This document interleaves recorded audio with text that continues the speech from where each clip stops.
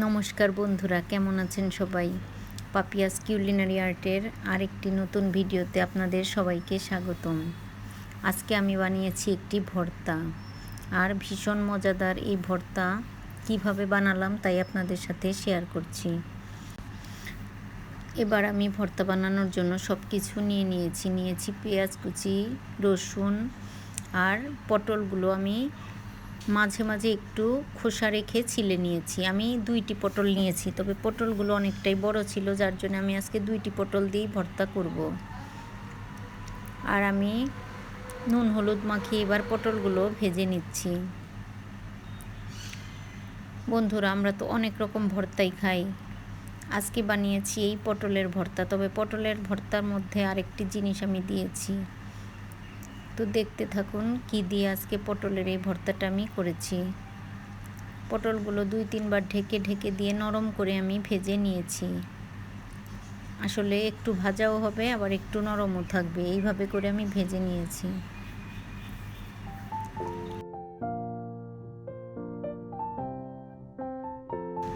দুই টুকরো পটল মাঝখানে কিছুই ফেলিনি, আর 2 টুকরা পটল মাঝখানে থেকে বীজগুলো ফেলে দিয়েছি। বীজগুলো আসলে হলুদ হয়ে গিয়েছিল, এই জন্য ফেলে দিয়েছি।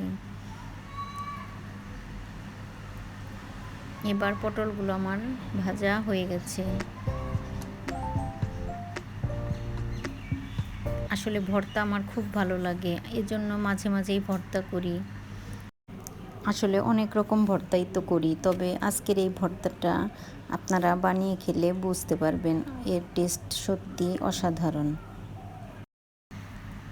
এবার পটলগুলো আমার ভাজা হয়ে গেছে, আমি তুলে নিলাম।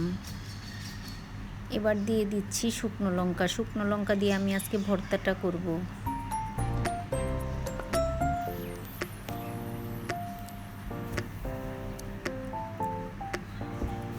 আসলে ভর্তা মানে আমার কাছে শুকনো লঙ্কা ভালো লাগে। শুকনো লঙ্কা দিয়েই ভর্তা করলে আমার খেতে ভালো লাগে। মাঝে মাঝে কাঁচা লঙ্কা দিয়েও করা হয়, তবে শুকনো লঙ্কা খেতে আমার অনেক বেশি ভালো লাগে, এজন্য শুকনো লঙ্কা দিয়ে ভর্তাটা করলে আমার কাছে খেতে ভালো লাগে বেশি। এবার ওই তেলেই রসুনগুলো আমি ভেজে নিচ্ছি। রসুনটা একটু ঢেকে দিব, তাহলে তাড়াতাড়ি সেদ্ধ হয়ে যাবে।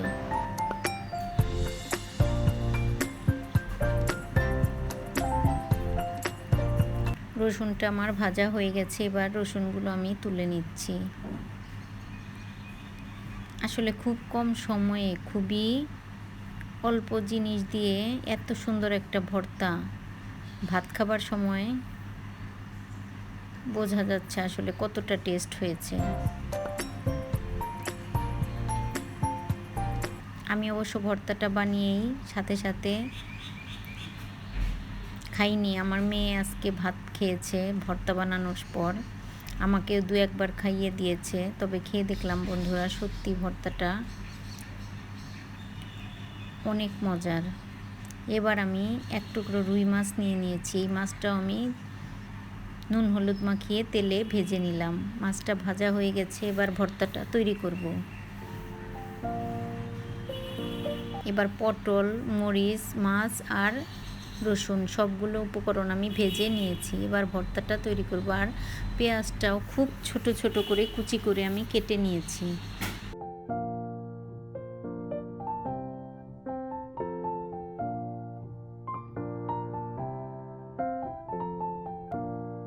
এবার আমি নুন দিয়ে শুকনো লঙ্কাগুলো একটু ভেঙে নিচ্ছি।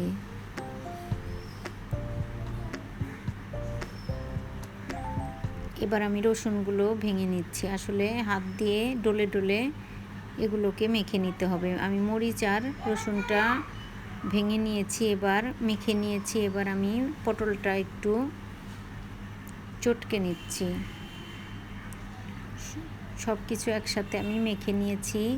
এবার মাছটা অনেক গরম ছিল, এই জন্য মাছটা একটু ঠান্ডা হতে দিয়েছিলাম।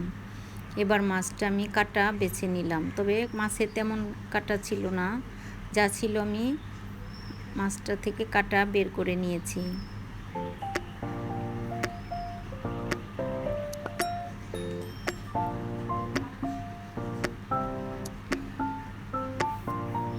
আপনারা চাইলে যে কোনো মাছ দিয়ে এই ভর্তাটা করতে পারেন, আমি আজকে রুই মাছ দিয়ে করেছি, আপনারা অন্য যে কোনো মাছ দিয়ে করতে পারেন।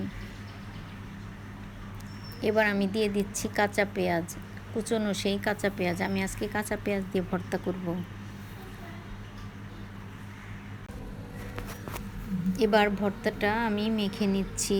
সম্পূর্ণ আমার ভর্তাটা তৈরি হয়ে গেছে, আর শুধু সরিষার তেলটা দেওয়া বাকি ছিল। এবার সরিষার তেল দিলে ভর্তার টেস্টটা আরও দ্বিগুণ বেড়ে যাবে।